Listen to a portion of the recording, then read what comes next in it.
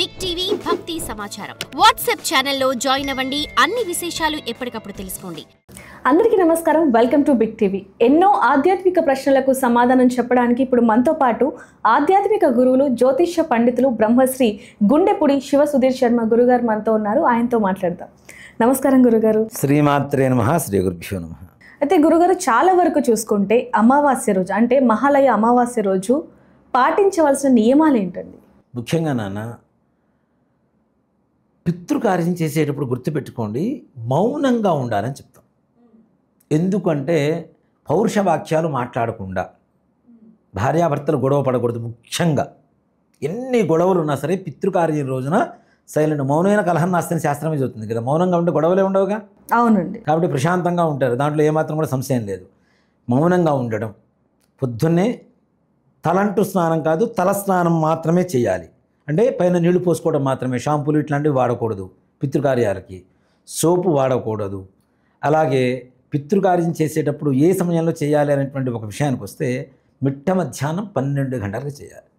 చాలామంది కూడా ఉద్యోగాలకు వెళ్తూ పొద్దునే చేసి వెళ్తున్నారు. కానీ అది కూడా ఎలా ఉంటుందంటే గురూజీ, అదొక పనిలాగా అయిపోయింది. అంటే పితృకార్యం చేసుకుంటూ ఫోన్లు మాట్లాడడం, బిజినెస్ డీల్ చేసుకోవటం, లేదా హడావిడిగా చేసేయటం, లేకపోతే వాళ్ళకి టైం కుదిరినప్పుడు, అంటే పొద్దున్న నా షెడ్యూల్ ఇది, నాకు ఒక గంట సమయం ఉంది, ఆ గంటలోనే అయిపోవాలి, ఇలా చేస్తే ఫలితం ఉంటుందంటారా? దానివల్ల ఏ రకమైన ప్రయోజనం ఉండదు నాన్న. అంటే మీరు చెప్పినంత ఈజీ కాదండి మాకున్న పరిస్థితికి అంటారు. కానీ నీకు జన్మనిచ్చిన తల్లిదండ్రుల కోసం ఒక్కరోజు కేటాయించలేవు. మొత్తం సంవత్సరం మొత్తం మీద 365 రోజులు సినిమాకు పోవాలంటే లీవ్ పెడతావు. కొత్త సినిమా రిలీజ్ అయితే లీవ్ పెట్టి మరీ ఫస్ట్ షోకి వెళ్ళిపోతావు.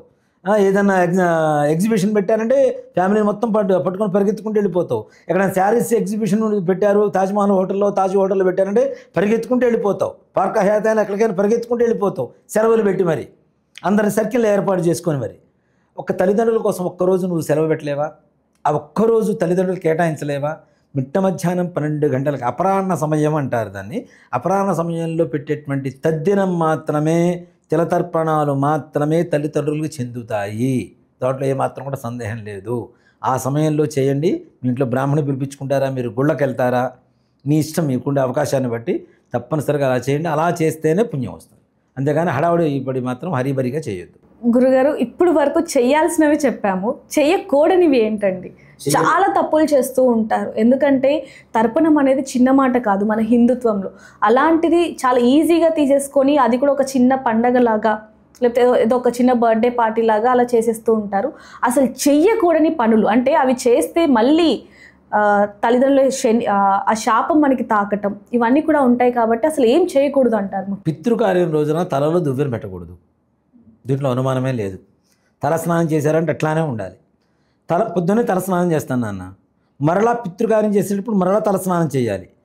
బట్టలు ముందుగా ఆ సమయంలో కట్టుకునే పంచ కావచ్చు, ఏదైనా కావచ్చు, వస్త్రాలు ముందుగా తడిపి ఆరవేసి మరలా పితృకార్యం చేసే ముందు స్నానం చేసి అవి కట్టుకొని మాత్రమే పితృకార్యం చేయాలి. తప్పనిసరిగా దర్భ తప్పనిసరిగా వాడాలి. దర్భ లేనటువంటి తిలతర్పణం వృధా, దాంట్లో అనుమానమేం లేదు. దర్భ అనేటువంటిది చాలా పవిత్రమైనటువంటిది. అంతకుముందు కూడా మనం దర్భ గురించి, చరిత్ర గురించి చెప్పుకున్నాము. అమృత సమానమైనటువంటిది. ఎలాంటి విషాన్నైనా అమృతంగా మార్చగలిగినటువంటి శక్తి దర్భకు ఉంటుంది. అలాగే ఈశ్వరుడు అంటే విష్ణుమూర్తి సృష్టిలో దర్భ చాలా ప్రాధాన్యత ఉంటుంది. ఈశ్వరుడికి చాలా ప్రీతికరమైనటువంటిది. ఈశ్వరుడికి అభిషేకం చేస్తాం కదా నాన్న, పాలు, పెరుగు, నెయ్యి, తేనె, పంచదార, పసుపు, కుంకుమ, గంధం, విభూది, అనేక రకాల సుగంధ ద్రవ్యాలు, ఇవన్నీ అభిషేకం చేస్తాం. ఇవన్నీ కూడా వద్దు నాన్న. దర్భ నీళ్లలో వేసి ఉంచి ఒక గంట సేపు ఉంచి ఆ నీళ్లతో స్వామివారికి అభిషేకం చేయండి శివుడికి. వీటన్నిటికంటే ఎక్కువ పుణ్యం వస్తుంది. అంటే దర్భకు అంత ప్రాధాన్యత ఉంది. తప్పనిసరిగా దర్భ వాడాలి. దర్భ లేనటువంటి పితృకార్యం దేనికి పనికిరాదు. దేవతా కార్యాలు, శుభాశుభాలు రెండిట్లో వాడతారు దర్భని. శుభకార్యాలకి వాడతాం, పెళ్లిలో వాడతాం, తద్దినంలో వాడతాం. దానికి ఎక్కడ కూడాను మైలా అంటూ అనేటువంటిది లేదు. అంత పవిత్రమైనటువంటిది దర్భ. కాబట్టి దర్భ తప్పనిసరిగా వాడవలసిందే. దువ్వెన వాడకూడదు, కుంకుమ బొట్టు పెట్టకూడదు, దాంట్లో అనుమానమేం లేదు. విభూతి ధారణ చేయాలి. పితృకార్యం చేస్తున్నంతసేపు కూడాను విభూతి ధారణతోనే చేయాలి. తద్దినమంతా అయిన తర్వాత భోజనం చేసే ముందు బొట్టు పెట్టుకోవాలి. అంతవరకు బొట్టు పెట్టుకోకూడదు. మరలా ఆ రోజు సాయంత్రం మరలా స్నానం చేయకూడదు. మళ్ళీ స్నానం చేయకూడదు. ఆ రోజు మొత్తం అట్లానే ఉండాలి. ఉదయం నుంచి ఏమీ తినకుండా ఉండడం అనేది ఉత్తమం. ఉండలేని వాళ్ళు ఎవరన్నా ఉన్నారు అంటే అల్పాహారం చేసి టాబ్లెట్స్ వేసుకునే వాళ్ళు వీళ్ళు ఉంటారు కదా, బీపీ షుగర్లు ఇట్లాంటివి ఉన్నవాళ్ళు, వాళ్ళకేం తప్పు లేదు.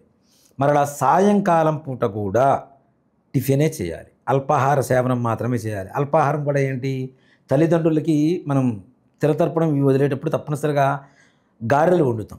అవును గురు. గారెలు అంటే మసాలా వడలు కాదు, ఒట్టి మినప్పిండితో కొద్దిగా ఉప్పు వేసి వడలు వండుతాం. చక్కగా అట్లాంటివి ఏవైతే పితృదేవతలకి నైవేద్యం పెట్టినటువంటి ప్రసాదం ఉంటుందో, అసలు పితృప్రసాదం అని ఒకటి ఉంటుంది నాన్న, పితృశేషం అంటారు దాన్ని.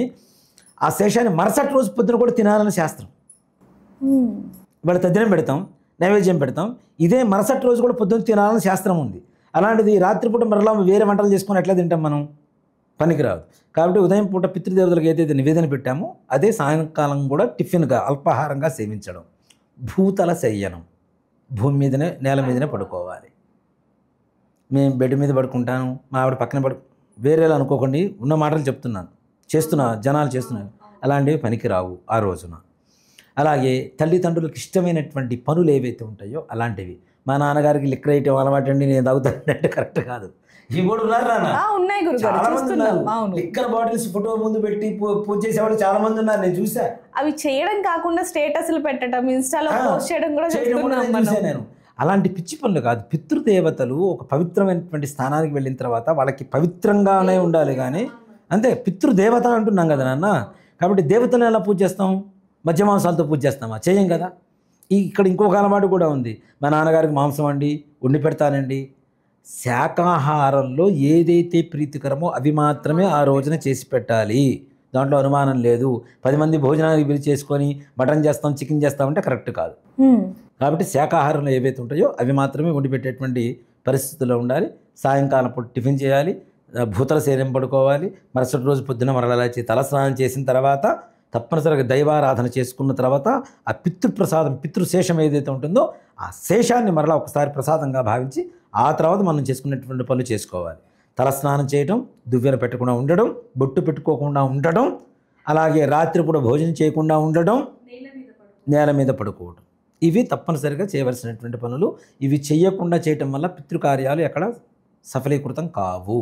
అయితే గురుగారు, చివరి ప్రశ్న గురుగారు, చాలామంది కూడా అంటే చనిపోయి 2-3 సంవత్సరాలు అయ్యింది, మేము అప్పుడు చేయలేకపోయాం, ఈ సంవత్సరం మహాలయ అమావాస్యలో చెయ్యొచ్చా అంటే ఏం చెప్తారు? మాకు తెలియలేదు, చేయలేకపోయాము, ఎక్కడో అమెరికాలో ఉన్నారు, చేయలేకపోయాము, ఇండియాకు వచ్చాము, చేస్తున్నాము. మహాలయ అమావాస్య రోజున ప్రారంభించండి, ప్రతి సంవత్సరం అదే రోజున చేయండి, దాంట్లో అనుమానమేం లేదు. తిథి తెలియనటువంటి వాళ్ళకు కూడా మహాలయ అమావాస్య ఒక వరం నాన్న, ఓ మాట చెప్పాలంటే. అలాంటి రోజున చేయడం వల్ల సంపూర్ణమైనటువంటి పుణ్యం లభిస్తుంది. తప్పనిసరిగా మీ పితృదేవతలు, ఇప్పుడు ఒకటి చెప్తాను నాన్న, మీరు చీర కొనుక్కున్నారు, నగలు కొనుక్కున్నారు, పక్కింటి ఆవిడ కొంచెం లేని ఆవిడ ఉంటుంది, ఆవిడకి ఏమనిపిస్తుంది, అబ్బా మనం కూడా కొనుక్కుంటే బాగుండు అనిపిస్తుంది. ఈ పక్క వాళ్ళకి అది అనిపిస్తుంది, మరొక వాళ్ళకి అది అనిపిస్తుంది, ముందు వాళ్ళకి అది అనిపిస్తుంది, అవునా. ఉన్నవాడు ఏం చేస్తాడు, వెంటనే పోయి కొనుక్కొచ్చుకుంటాడు. లేని వాళ్ళ పరిస్థితి బాధ ఉంటుంది కదా. అలాగే అందరి కొడుకులు పితృకార్యాలు చేస్తున్నప్పుడు ఎవరో ఒకడి కొడుకు చేయకపోతే ఆ చెయ్యని తండ్రికి ఎలా అనిపిస్తుంది ఒకసారి? అవును, ఆలోచించాల్సిందే. బాధ అనిపిస్తుందా లేదా? అరే అందరు కొడుకులు పుట్టారు, అందరు చేస్తున్నారు, నా కొడుకు పుట్టి కూడా నాకేం చేయట్లేదు, ఉన్నప్పుడు కూడా చూసుకోలేదు, లేనప్పుడు కూడా ఇవి చేయట్లేదు, నాకు ఎట్లా విముక్తి కలుగుతుంది అనే ఒక ఆత్మఘోష ఏదైతే ఉంటుందో నీ వంశాన్ని మొత్తాన్ని పట్టి కొడుకుతుంది. దాంట్లో ఏమాత్రం కూడా అనుమానం, మనశ్శాంతి ఉండదని చెప్పచ్చు. రాను చివరికి నీకు కొడుకులు పుట్టేటువంటి యోగం, నీ కొడుకులకి ఒకవేళ కొడుకు పుట్టున్నా నీ కొడుకులు పుట్టేటువంటి యోగం లేకుండా పోతుంది. నువ్వు కొడుకుగా పుట్టి నువ్వేం చేయలేవు, నీ కొడుకు పుట్టాడు, వాడు ఏం చేయడు, నువ్వేం చేస్తున్నావు అదే చేస్తాడు, నువ్వేం చేయలేదు కాబట్టి వాడు చేయడు. అలాంటప్పుడు వంశం ఎక్కడ వృద్ధి కలుగుతుంది?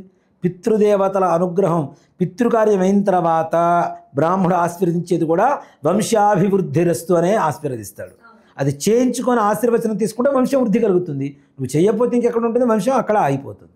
ధన్యవాదాలండి. శ్రీమాత్రే నమః. శ్రీ గురుభ్యో నమః. For more videos like this, subscribe Big TV channel.